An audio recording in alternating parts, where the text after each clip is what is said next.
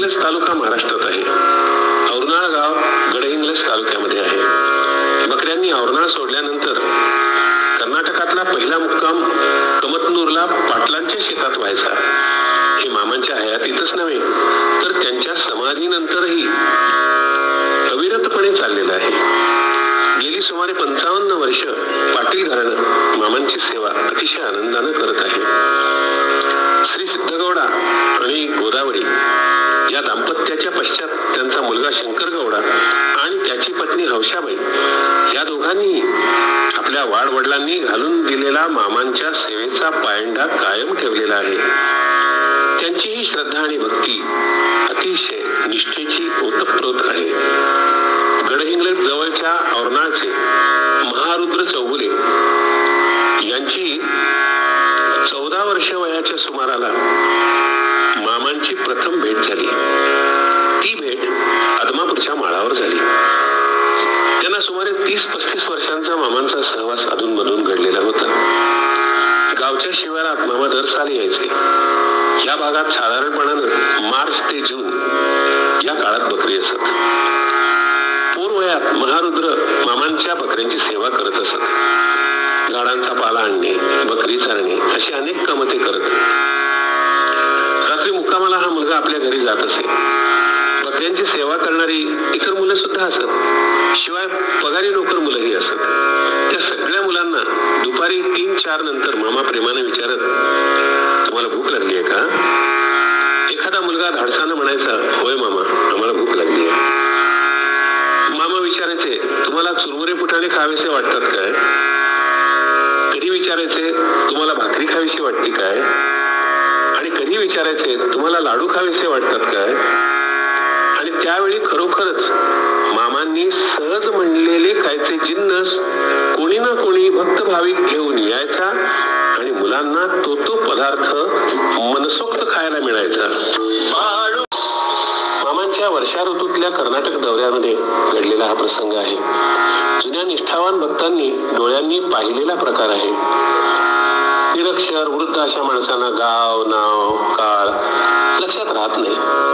त्यामुळे त्याची नोंद होत नाही. एका गावी पाटील श्रीमंत होते. भरपूर शेती होती. ते मोठे राजेशाही रुबाबात राहायचे. पाटलांनी उसाची लावण बऱ्याच जमिनीत केलेली होती. पाटलांच्या उसा शेजारीच मामांची बकरी मुक्कामासाठी बसलेली होती. नजर चुकीनं 2-4 बकरी पाटलांच्या उसात गेली. ऊस खायला लागली. पाटलांनी ते पाहिलं. ते पळत आले. त्याने एका बारक्या पिलाला एवढ्या जोरात मारलं की ते पिल्लू तत्काळ आडवं पडलं. त्याने जीभ बाहेर काढली. त्याला प्राणांतिक वेदना व्हायला लागल्या. मामांना हा प्रकार कळताच ते पिलाजवळ गेले. पाटील सगळं बघत उभे होते. मामा पाटलांना म्हणाले, अरे याला एवढं का मारलंस? तुला मागशील तेवढे पैसे मी देतो, पण या पिलाला आता तू उठीव. पाटील तोऱ्यात म्हणाले, असे पैसे देणारे, जरीचा फेटा बांधणारे मोठे धनगर मी पुष्कळ बघितले, जा. मग मामांनी आपलं रौद्र रूप व्यक्त केलं. ते ओरडले, मला जा म्हणतोस? आणि त्यांनी चिमुटभर भंडारा त्याच्या घराच्या दिशेनं फेकला. तोच तिकडं त्याच्या वाड्यासारख्या घराला आग लागल्याचं सांगत त्यांचा गडी धावत धावत आला. संपूर्ण मालमत्तेसह घर आगीच्या भक्षस्थानी पडलं. त्यानंतर पाटलांची स्थिती खालावत गेली आणि ते खंगून मेले. मामा आपल्या भक्तांना म्हणायचे, माझ्या डोळ्यांची उघडझाप करायला लागणाऱ्या वेळेपेक्षाही कमी वेळेत मी ही सृष्टी जाळून भस्म करेन. माझ्या इच्छेचाच केवळ प्रश्न आहे. पण पुन्हा मामा भक्तांना म्हणत, तुम्ही माझी लेकरं बाळ आहेत, सर्व मर्चीला म्हणून मी गप्पा. एका उत्सवामध्ये एक चमत्कार घडला. ते दिवस उन्हाळ्याचे होते. खेड्यापाड्यातून ग्रामीण जनता नेहमीच उत्सवाला येते. बाळूमामांची कीर्ती हळूहळू दूर दूर पर्यंत पसरलेली होती. त्यामुळे शहरी सुशिक्षित समाज सुद्धा आता यायला लागला होता. डॉक्टर, वकील, शिक्षक, प्राध्यापक अशी विद्वान माणसं सुद्धा आलेली दिसायची. प्रत्येकानं उत्सवात आपापल्या सेवेचा भाग उचललेलं दिसत असायचं. त्यामुळे उत्सवाला एक प्रकारची शिस्तही लागलेली होती. रात्री 12 नंतर दमलेली माणसं शेतामध्ये झोपून जायची. सगळ्या स्त्रिया एका बाजूला आणि सगळे पुरुष वेगळ्या बाजूला, अशा पद्धतीनं झोपण्याची व्यवस्था. लहान मुलं स्त्रियांजवळ आपापल्या आयांजवळ झोपलेली असत. सकाळ झाली. सुमारे 30-35 वर्ष वयाची एक बाई उत्सवाच्या मंडपात आली. बाळूमामांच्या समोर येऊन छाती बडवून घेऊन रडायला लागली. ते धनगरा, मी तुझ्या उत्सवाला आले. माझ्या गळ्यातली सोन्याच्या 22 पुतळ्यांची माळ रात्रीला चोरीला गेली. माझी माळ तूच आता आणून दे. ती बाई आक्रोश करायला लागली. मामा तिला म्हणाले, हे रडू नगस, तुझी माळ मी भरून देतो, गप्प बस. तथापि तिचं ओरडणं सुरूच होतं. मंडपातले सगळे कार्यक्रम थांबले. थोड्या वेळानं त्या बाईचा नवरा आला. त्यानं तिची समजूत घातली. ती शांत झाली. तिचा नवरा तिला मंडपातून बाजूला घेऊन गेला. तेव्हा बाळूमामा म्हणाले, माझ्या इतक्या वर्षाच्या उत्सवात असा चोरीचा प्रसंग कधी घडला नाही. पांडुरंगा, तूच मला यातून बाहेर काढ. मामांनी दोन्ही हात जोडून पांडुरंगाला त्यावेळी नमस्कार केला. रात्री एका पुरुषानं ती बाई गाढ झोपेत असताना तिच्या गळ्यातली पुतळ्यांची माळ काढून घेऊन जवळच्याच त्यांच्या शेतातल्या घरी प्रयाण केलं आणि घरी गेल्यावर स्वयंपाकघरामध्ये गाडग्याची उतरंड होती. तळ्यातल्या मडक्यात पुतळ्यांची माळ लपवून ठेवली. बाकी मडकीवर होती तशी नीट ठेवली. घराला कुलूप लावलं आणि तो उत्सवात परत आला. दुसऱ्या दिवशी तो घरी परत गेला. त्यानं कुलूप काढलं, दार उघडलं. घराच्या आत जाऊ लागताच समोर एक भला मोठा नाग वेटोळं काढून आणि फणा काढून बसलेला दिसला. शेतकऱ्याला म्हणजेच त्या चोराला एक पाऊलही पुढे येऊ दिना. भयंकर फुटकारायला लागला. त्यानं मुकाट्याने घराला कुलूप लावलं आणि शेतकरी परत उत्साहात आला.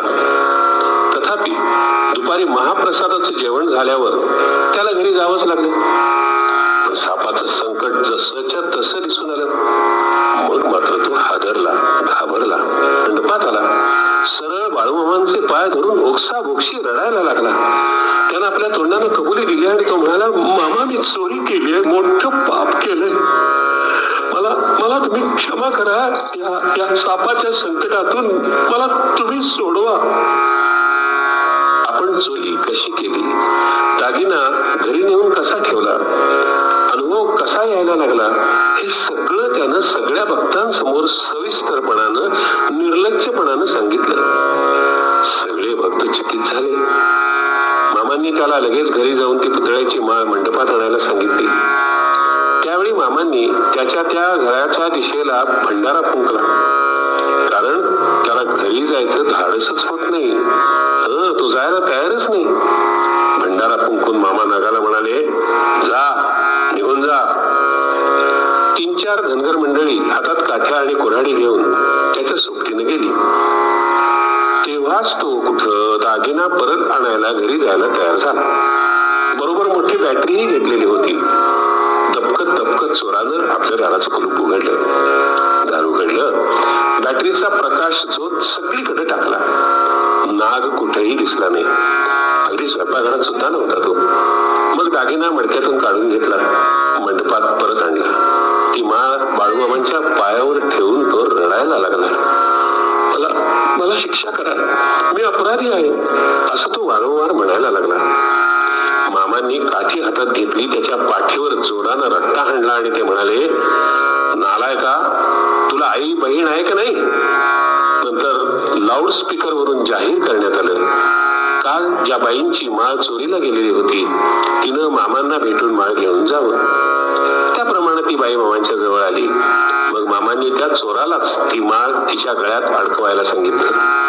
मामा त्याला म्हणाले, ही तुझी बहीण आहे, तुझ्या बायकोला हिची ओटी भरायला सांग, हळद कुंकू लावायला सांग. त्याप्रमाणे त्याच्या बायकोनं सगळं व्यवस्थित केलं.